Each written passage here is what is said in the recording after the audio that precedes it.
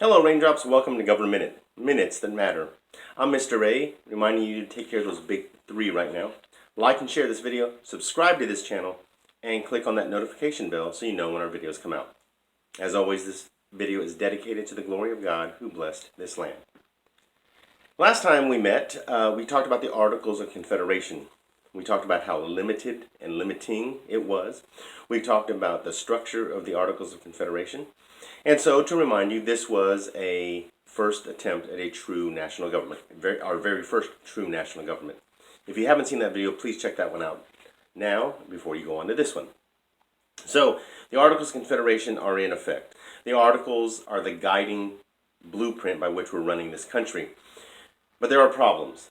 The Articles are too weak. The Articles are, they have no enforcement. And so things are going bad very quickly. Part of the problem are the weaknesses in the Articles of Confederation. So let's talk about those. There's 8 of them we need to talk about. The first one is that there was one vote for each state regardless of size. So the smallest state had as much power as the biggest state. Biggest states didn't like that. Small states loved it. So one side was not happy. Congress was powerless to lay and collect taxes. In the last video, we talked about how Congress could ask the states for money and troops, but they had no power to do it. They had no enforcement to do it, so they were powerless to lay and collect taxes. Number 3, they were powerless. Congress was powerless to regulate foreign and interstate commerce. Foreign commerce, trade with other nations. Interstate, between or among the states. They had no way to enforce trade deals, trade barriers, anything dealing with trade between states, among states, or with other nations, they could not do. Number 4, there was no executive to enforce the acts of Congress. If you remember, in the structure of the Articles of Confederation, Congress had the executive power by a committee of Congress. So a part of Congress took care of executive questions. So there was no executive to enforce the acts of Congress.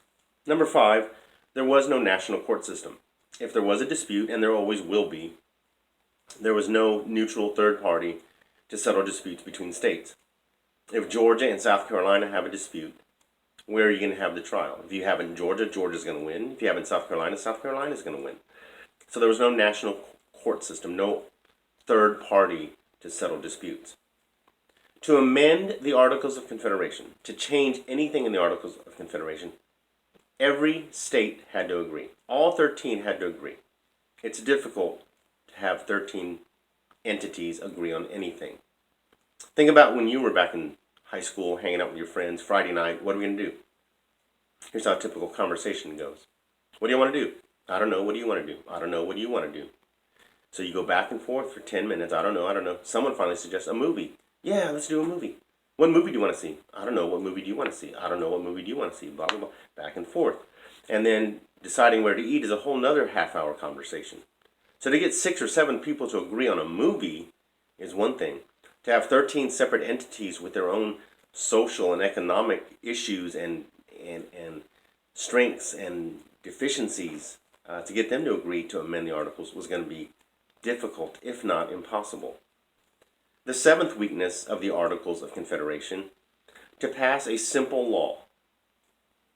To pass a simple law like murder is wrong. You needed a supermajority of states to agree. A majority of 13 is 7. You needed 9 out of 13 states just to pass a simple law.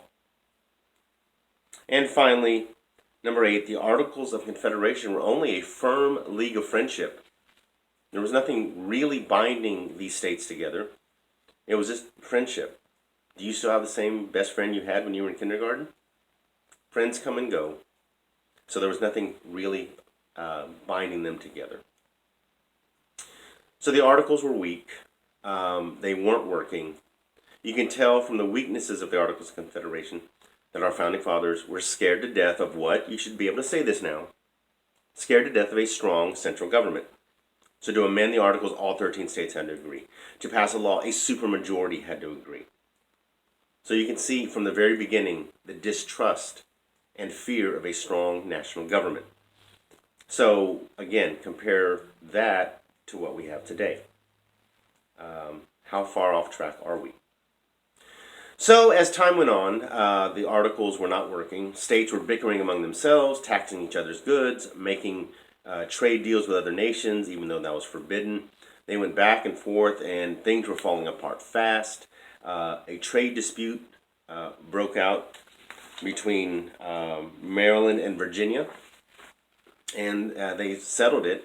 And they actually settled it at Mount Vernon, at George Washington's place.